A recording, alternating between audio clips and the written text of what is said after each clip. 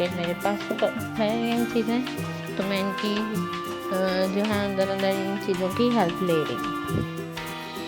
वैसे तो बाज़ार से ये चीज़ें सेपरेट भी मिल जाती हैं, आप अलग-अलग भी ये चीज़ें परचेज़ कर सकते हैं। आप अलग-अलग लें, एक बार चीज़ परचेज़ की हो तो वो लॉन्ग टाइम तक जो है वो कारआमद रहती हैं। जी, ये देख रहे हैं आप कि मैं किस पैटर्न से कर रही हूँ, इसकी शेप कैसे क्रिएट कर रही हूँ। आपने भी सेम इसी तरीके से जो है वो अपने नेल्स को शेप देनी है। ये सारा आपने देखा होगा वीडियो में कि ये सारी शेप मैंने ड्रॉ की है।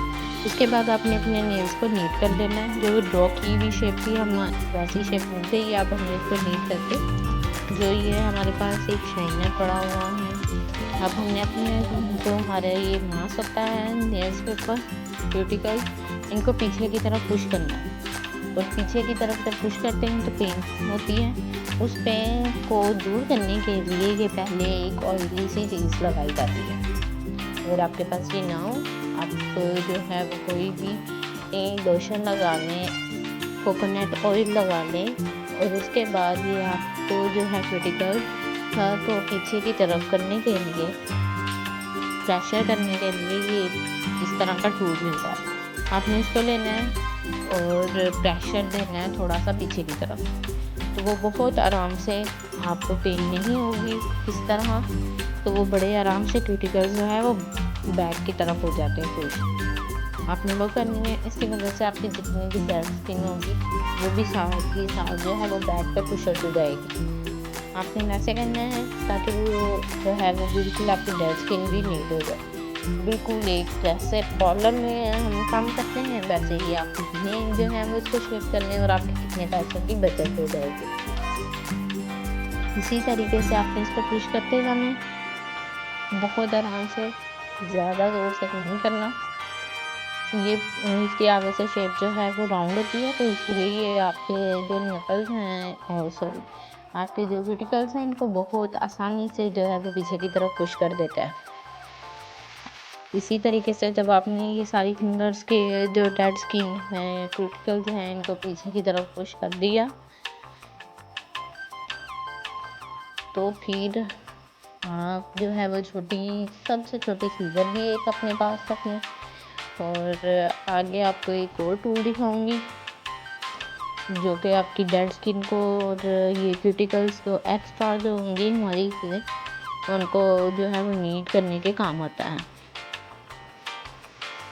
इसी तरह नेल्स के लिए ये शेप को प्रैक्टिस करने के लिए ये सारे मेथड बहुत ज़रूरी होते हैं। ये मेथड जो होते हैं वो दरअसल मैनी पेडी के बाद के होते हैं। ये जो टूल है इस टूल को इसी पैटर्न से यूज़ करना होता है, लेकिन बहुत केयरफुली। अगर आप ज़्यादा प्रेशर देंगे तो ये कट भी लग जाता है इससे, तो ब्लीडिंग भी स्टार्ट हो सकती है। जाहिर है जब कट लगेगा तो ब्लीडिंग होगी और वो पेनफुल नॉर्मल होता है।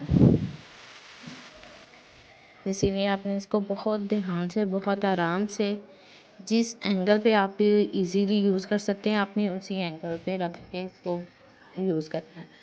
ये मैं आपको जिस मेथड से दिखा रही हूँ इस मेथड से अगर यूज़ करेंगे तो बहुत केयरफुली हो जाएगा और आपको कोई नुकसान भी नहीं पहुँचेगा और ना ही कोई पेन हो। इस तरह ये आपकी डेड स्किन को भी रिमूव कर देगा। वीडियो में आप देख सकते हैं कितने अच्छे, कितनी आराम से मैं आपको एक एक चीज़ जो है वो डिफ़ाइन कर रही हूँ।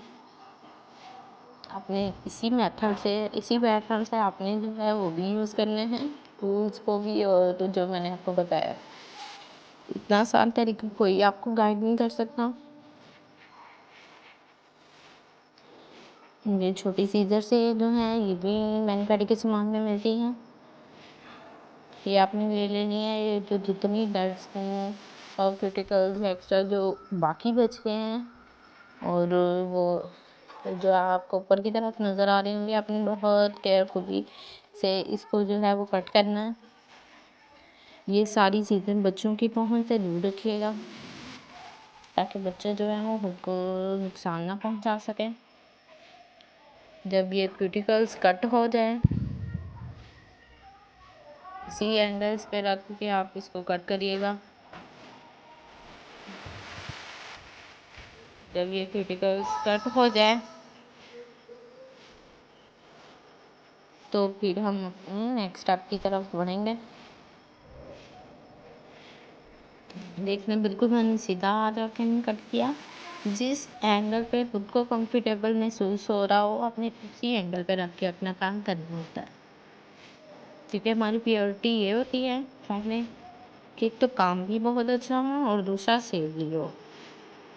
अब हम चलते हैं अपनी नेक्स्ट स्टेप की तरफ। आप देख रहे होंगे ये बफर है। अब हमने अपनी नेल्स को नीट एंड क्लीन कर लिया हर एंगल से, हर लिहाज से। अब हमें थोड़ी सी इसमें शाइन चाहिए, ताकि जो हमने डेड स्किन उतारी थी उससे थोड़े से खुरदरे हो जाते हैं नेल्स, तो उनको बफर मार के उनको क्लीन कर दिया जाता है, उनमें शाइन आ जाती है। तो आपने ये तब तक करना है, बफर तब तक यूज़ करना है अलग अलग फिंगर्स पे जब तक ये नेल्स बिल्कुल स्मूथ और शाइनी ना हो जाए। जब आपको फील हो कि बिल्कुल स्मूथ एंड शाइनी हो गए हैं, जैसे आप वीडियो में देख सकते हैं, जैसे जैसे मैं बफर यूज़ कर रही हूँ आपको शाइन भी फील होती हुई नज़र आएगी। वीडियो में मैं आगे करके आपको जो है वो दिखा भी दूँगी कि कितने शाइन कर रहे हैं। अभी यहाँ पे शाइनर नहीं लगा हुआ। जैसे ही ये बफर का मेथड हमारा कंप्लीट होगा फिर हम चलते हैं अपने नेक्स्ट स्टेप की तरफ। तब तक आप झटपट से जो है वीडियो को लाइक करके शेयर कर दें, कमेंट्स कर दें और बेल आइकन को भी प्रेस कर दें। जी, अब इसके बाद जो है वो हमने करना है अपने जो है वो बेस कोट करनी है। बेस कोट करने से ये होता है कि जब नेल पेंट होता है वो लॉन्ग लास्टिंग हो जाता है। इसी तरीके से आपने बेस कोट लगानी है, बहुत नीट एंड क्लीन मेथड से लगानी है आपने, बहुत आराम से। जब बेस कोट हमारा हो जाए उसके बाद जो है वो अपने वाइटनर लगाना है। अब आज के दौर में मुझे नहीं ऐसा लगता कि किसी को नेल पेंट ही ना लगानी आती है। सोशल मीडिया ने बहुत बूम कर दिया हुआ है। अगर फिर भी किसी को वाइटनर वगैरह नेल पेंट नहीं लगाना आता, वाइटनर नहीं लगाना आता, तो आपके पास टेप होती है, उसको कट करके अपने नेल के अकॉर्डिंग जो है वो पेस्ट कर लें और उसके बाद जो है वो एक गाइडलाइन बन जाती है। उसके बाद आप वाइटनर लगाना स्टार्ट करते हैं। और जिनका लगाना आता है एक बेस लाइन, तो हमारे खुद के नेल्स भी परफेक्ट बेस लाइन है। आपने बस उसी नेल्स के ऊपर ऊपर ही वाइटनर लगाना होता है। जब वाइटनर हमारा डन हो जाए, जैसे वीडियो में दिखाया जा रहा है कि मैं सिर्फ अपने जो है वाइट वाले नेल पर ही वाइटनर जो है वो अप्लाई कर रही हूँ और उतने उतने पार्ट पे ही वाइटनर अप्लाई होता है। आपने इसी तरीके से जब वाइटनर लग जाए तो उसको थोड़ी देर ड्राई होने का वेट करना है। जब आपको लगे कि ये ड्राई हो गया है उसके बाद आप दोबारा शाइनर कर दें। हम गैलेरी का अपने बेस को पहले लगाया है और वाइटनर के ड्राई आने के बाद फिर हमने शाइनर अप्लाई करना है ताकि थोड़ी सी शाइन। इसी मेथड से इसी तरीके से आपने करना है। अब जो है वो हम शाइनर अप्लाई कर रहे हैं। शाइनर अप्लाई करने के बाद आपके सामने ये देखें कितना खूबसूरत रिजल्ट है।